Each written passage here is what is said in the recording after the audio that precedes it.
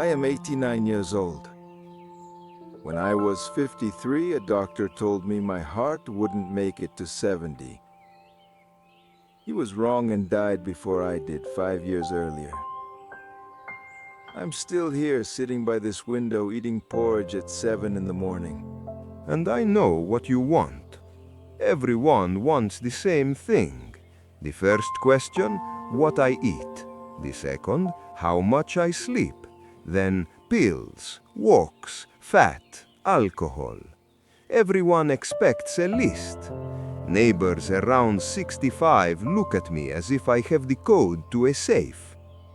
I will give you the list. It exists and it is real. But if I stop there, I will lie to you. And at my age, there is no time left for lies. So here it is. Eggs in the morning, meat twice a week, real meat, not from packages, vegetables from the garden, real bread, tea without sugar. On holidays, a shot. No supplements or powders in jars with big promises written in small print. And not once in my life did I refuse a piece of cake at a birthday or the jam Nina used to make. Those who turned food into religion, who lived with guilt at the table and punished themselves for every extra bite, almost all of them suffered more than they lived. From what I have seen in 89 years, unnecessary suffering wears you down faster than any harmful food. But if you think I just revealed the secret, you understood me the exact opposite way. There was a man in our neighborhood, Gennady, a retired doctor.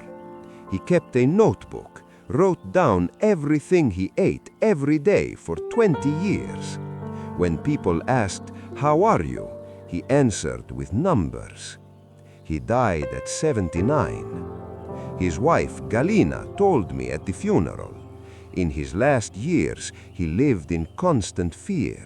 Every day he was afraid something would change, afraid to die every single day.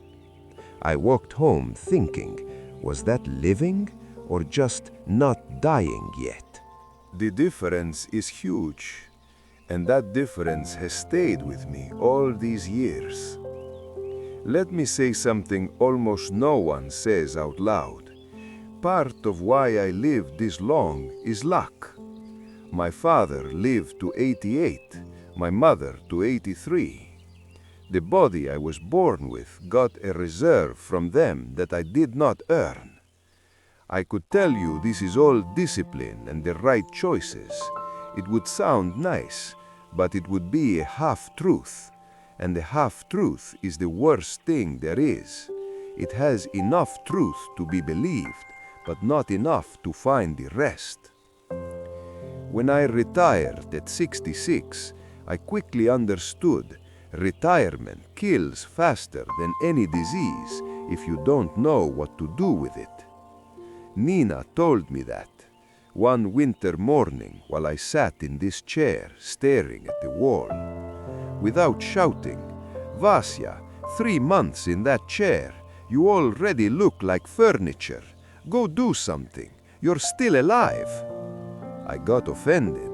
She was right, as she almost always was. The garden saved me. One day I went out without any plan. The tomatoes weren't watered. I watered them. Weeds, I pulled them out. The soil was hard. I took a hoe and loosened it. When I came back to myself, it was 2 in the afternoon. My hands covered in dirt up to the elbows. My knees hurt. My back was buzzing. And for the first time in 3 months, hunger, real hunger. For the first time in 3 months, the day meant something. Nina stood in the kitchen doorway when I came in. She didn't say anything, just looked at me. But I knew that look, the look of someone who has been waiting a long time and finally sees it was worth it. The body knows when it has nowhere else to go. I saw people leave in perfect shape. they ate right, slept enough, followed doctor's advice. And I saw others stay, who by every medical measure had no right to remain here. The only difference I noticed all these years was not what they ate. It was whether they had something to look forward to in the morning. Now, the hardest part for me to say. When Nina died, I was 82. I was not ready. And I say this as someone who lived 82 years and lost more people than most know in a lifetime. No one is ever ready to lose the person you slept beside for 54 years. No one. It doesn't matter how old you are. The morning after the funeral, I woke up at 7. The body doesn't understand grief. I went to the kitchen, put 2 glasses on the table, automatically, the way I had done for 54 years. It just happened. I sat down and saw them both. Her glass was getting cold. I couldn't remove it. At some point, without any decision, I stood up, not because it got easier, because the tomatoes still needed water. I went outside, watered them, came back, called my son Dimitri, not because I had something to say, but because I needed to hear the voice of someone who knows me. We talked for 20 minutes about nothing.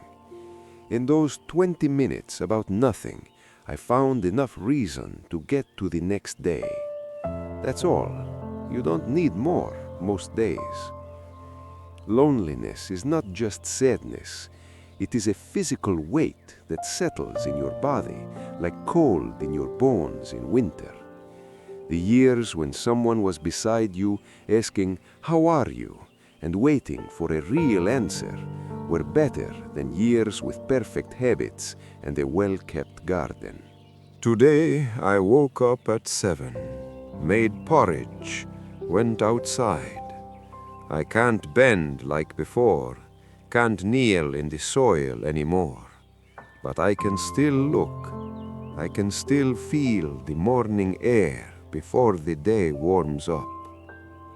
I put on a record, sat in this chair, looked at the chair across from me, empty for 7 years now, and said, as I say every morning since then, "Good morning." Eat well, move every day, even just to the corner. All of that matters. But most importantly, find a reason for tomorrow. One, small, the one that is available to you now. A garden, a phone call, a book, the light in the window at a certain hour. Anything that makes tomorrow not just a day when you haven't died yet, but a day when there is something to do. Call someone you haven't called in a long time. Say what you haven't said for a long time. Don't wait for the circumstances to become right. They never will. Don't spend your life preparing to start living. That is what I regret the most. I waited for more time, more money, more peace. The right moment does not come by itself.